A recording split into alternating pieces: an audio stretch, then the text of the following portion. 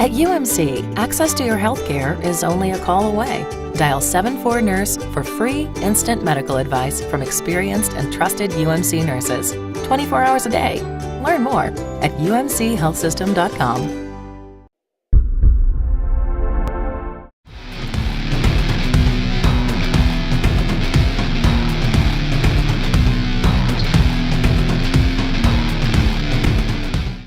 Welcome in everyone to RedRaiders.com. I am Zach Long. Well, the Texas Tech football team gets a big win on Saturday night over Stephen F. Austin, 61-13. A lot of positives that can be taken out of that game, but they must be quickly forgotten because looming Thursday night, the Big 12 Conference opener for the Red Raiders when they host TCU. The ranked Horned Frogs come into Lubbock with a much clearer picture at the quarterback position. Casey Paul, the season starter, done for an indefinite amount of time with a broken arm that he suffered against Southeastern Louisiana last Saturday. That now leaves Trevon Boykin as the starter, and quite frankly, maybe the more talented of the two quarterbacks. He's been very good against LSU and gave them the spark they needed to beat Southeastern Louisiana this past weekend. A dual threat quarterback, very familiar to Texas Tech because, of course, they faced him last year in Fort Worth. Cliff Kingsbury and his defensive players very aware of Trevon Boykin. It is, yeah. He's a guy. I watched that LSU game as it happened, and he's a guy who, jumps out at you when you watch him play. That's one of the most athletic defenses we played last year when I played against him, and the things he was able to do with his feet and his arm against them shows you what type of athlete he is. So it's going to be a huge challenge trying to contain him with his arm and his legs. One thing about football is that every week you're a new football player. And, last year, like I said, he had an ankle, and this year, he's perfectly healthy. So we can't really base off what he did last year because, last year he might have thought, I'm going to stay in the pocket more this game.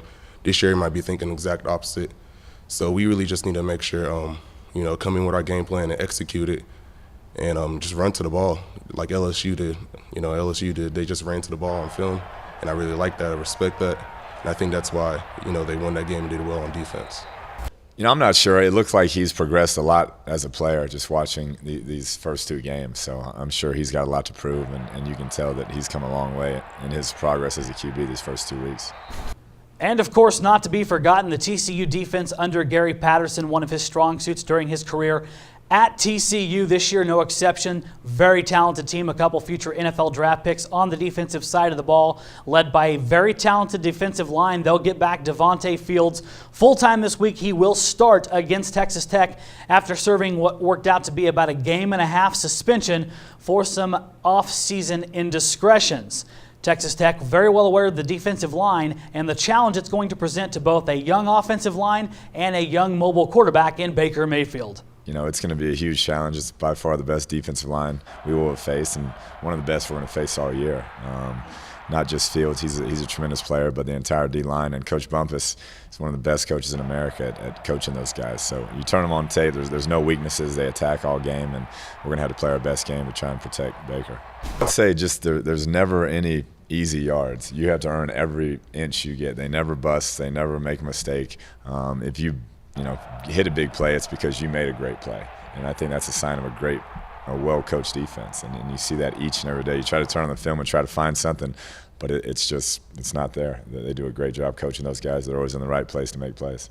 A wealth of storylines, obviously, with this game on Thursday night from Jones AT&T Stadium when Texas Tech faces TCU. Until that time, we will have a wealth of coverage coming up. Check back later today for one of our most popular segments, Don versus Twitter, where Don Williams takes on his Twitter followers and their Texas Tech football questions. Until that time, keep it locked into our sources, RedRaiders.com and LubbockOnline.com for full coverage of Texas Tech football. Until next time, I'm Zach Long.